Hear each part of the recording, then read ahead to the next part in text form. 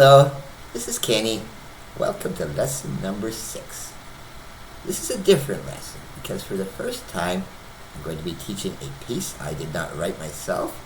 This is actually by a very famous composer. His name is Joseph Haydn and it's called the German Dance. You can see this score right over there. But I'm going to play this first before I teach it, just so you know what it sounds like, because it's only 1 minute, right? It's not very long at all. But I want you to know a little bit about Mr. Haydn. I think it's always good to know a bit of history, all right? All right, so this is what he looked like, sort of. It's a painting. They didn't have cameras at that time, and they did wear wigs back then. Yeah, it's that time period, all right? And he lived from 1732 to 1809. That made him 77, which is a good lifespan at that time.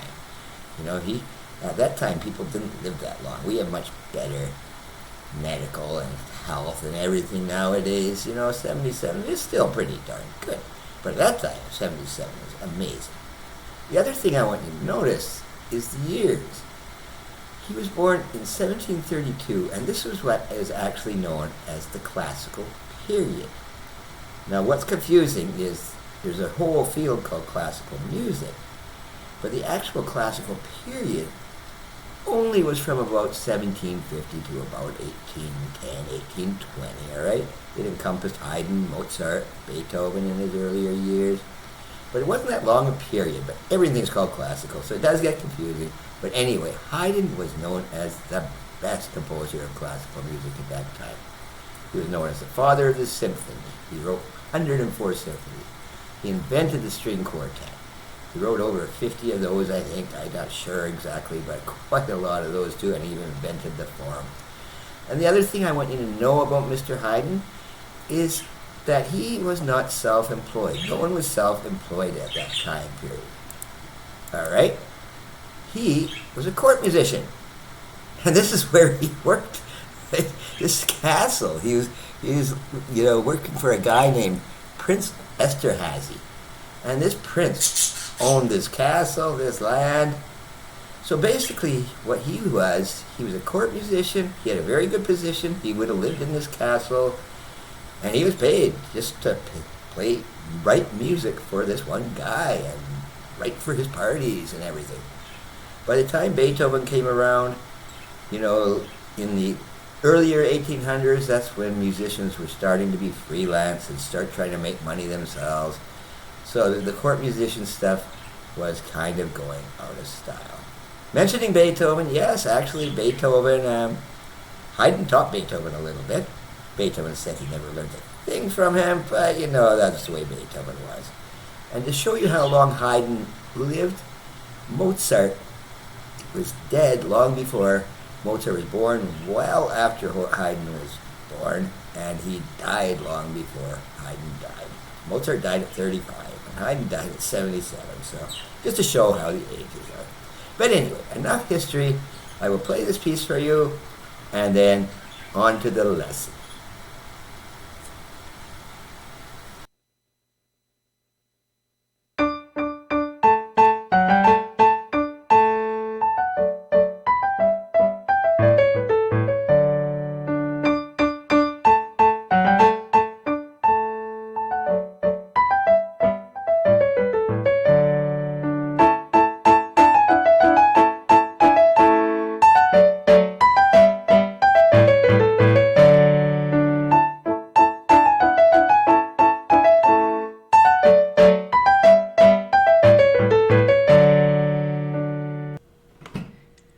Okay, I think I played that maybe a little too fast. I'll go a lot slower in the lesson.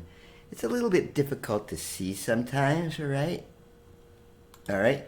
Because this is a dance, all right? It's called German Dance, all right? As you can see by the title, all right? Okay, German Dance, but also here's a little thing called allegretto. I haven't got into this. That's Italian. Italians use a lot.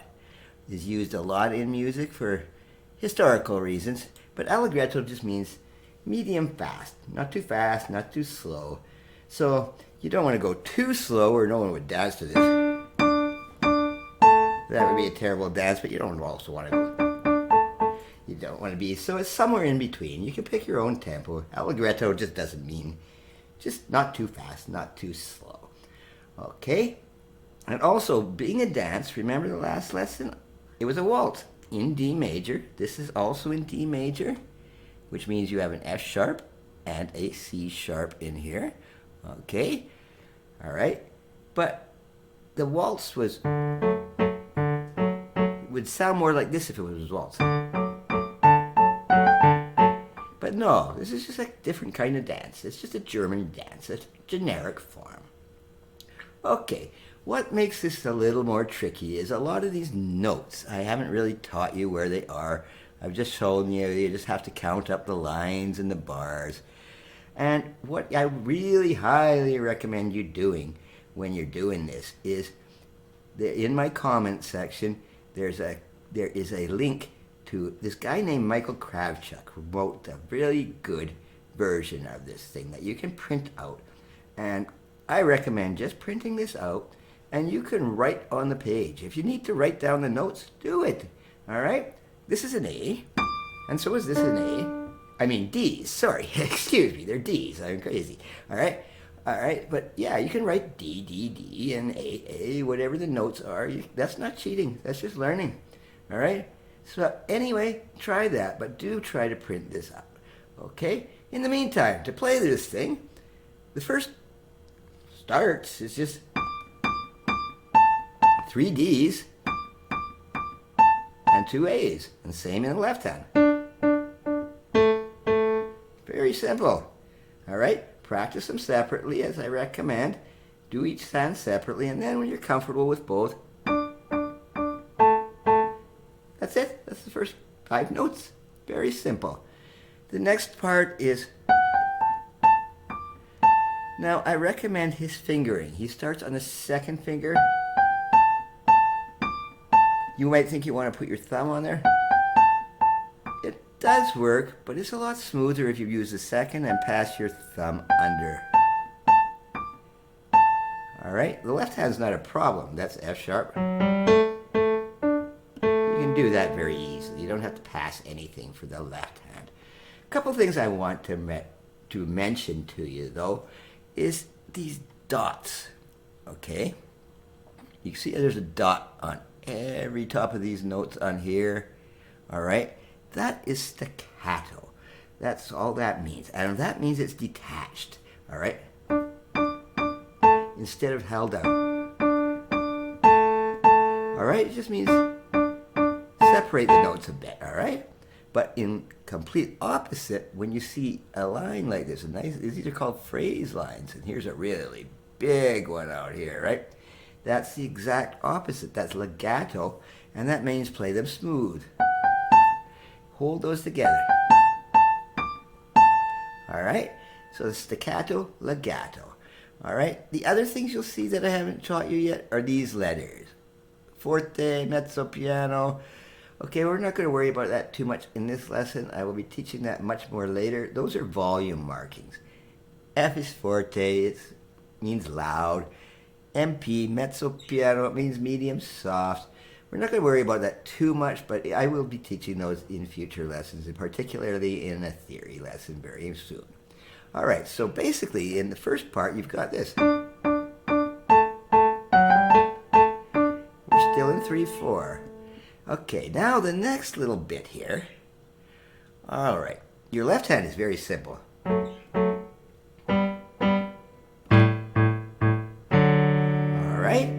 This is part of a D chord, and part of a G chord, and this is part of an A chord. Actually an A7th, I haven't got into 7th chords yet, but that's all you need to do is. And the fingering is out there.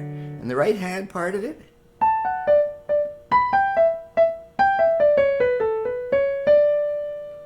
okay, and I like his fingering too. He starts on 4 here, goes to 2, and passes the 3rd over. And then brings the 5th there so you can reach this D, which is out really hard out there. The only thing part in this next part there, in this part that I want to bring your attention to is this. These funny things with the dots. Well, that means go back and do it again. It's called repeat mark, all right? So it just says, do this twice. And the hard part about doing that is you got to reach all the way out here to find that D again. All right, you can cheat. You can take the pedal.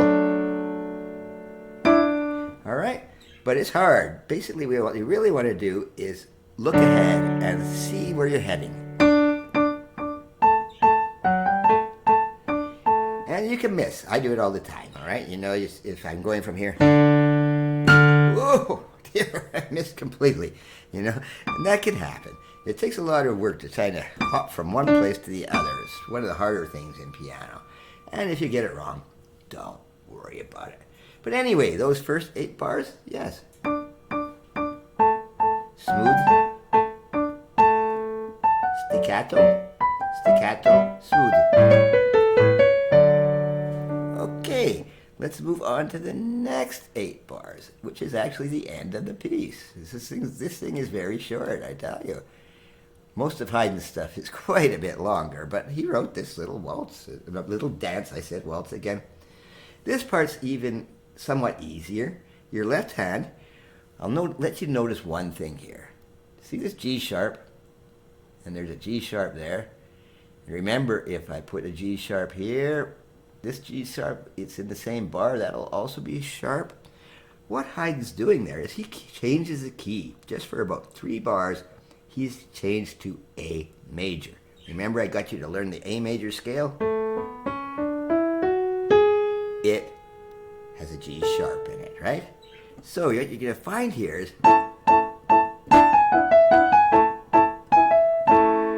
okay, it just temporarily changes key, all right? He doesn't change the key signature. You just put that G sharp,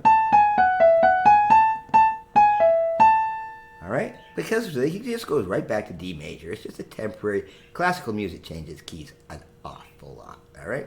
So learn the left hand first. This is just an A chord. And this thing is a little weird. B, D, E, right? But all you're doing is playing 2 chords. And the right hand's very easy too.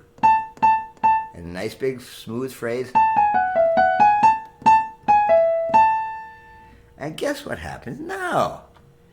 All right, all of this is the same stuff you learned at the start there. It's the same line as line number 2. Okay, you've already learned this part.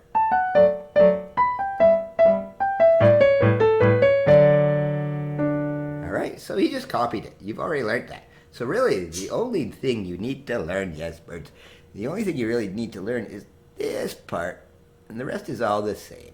Except for this. There's that silly repeat mark again. But this time, it doesn't go to the beginning. It goes to this repeat mark. So it just says, play this to there and back here one time. All right, and just play it again. So what you would be doing is, and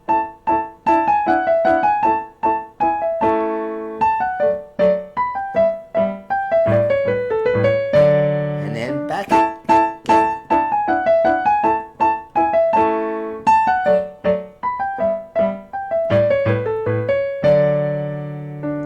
That's the whole piece, all right?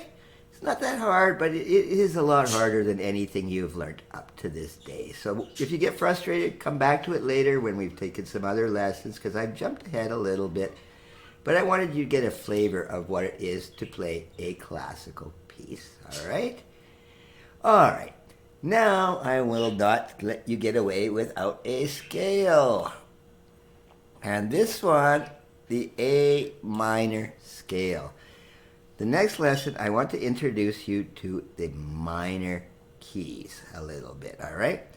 And the A minor scale, this isn't actually an A minor scale. It's sort of an A minor scale, but it is just all white notes. It's based on the C major scale, remember that? But when you start, there's a relative minor. Every major key has a relative. It's called as minor. And you go down 3 notes. And you find A. And it's got the same key signature. No sharps, no flats. Now that sounds really, really weird.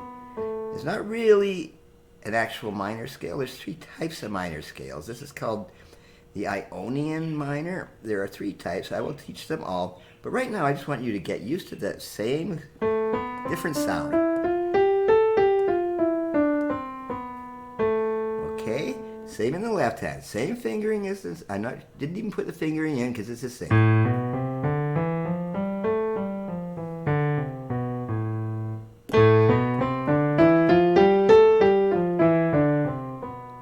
Now that should be very easy. I wanted you to have a very easy scale because I know the German dance is quite complicated. But on the next lesson, yes, we will be writing a minor piece, and I love minor keys. They have a tendency to be sad, and they're very different atmosphere than a major piece. But have fun with the German dance by Joseph Haydn. And until next time, this is Kenny.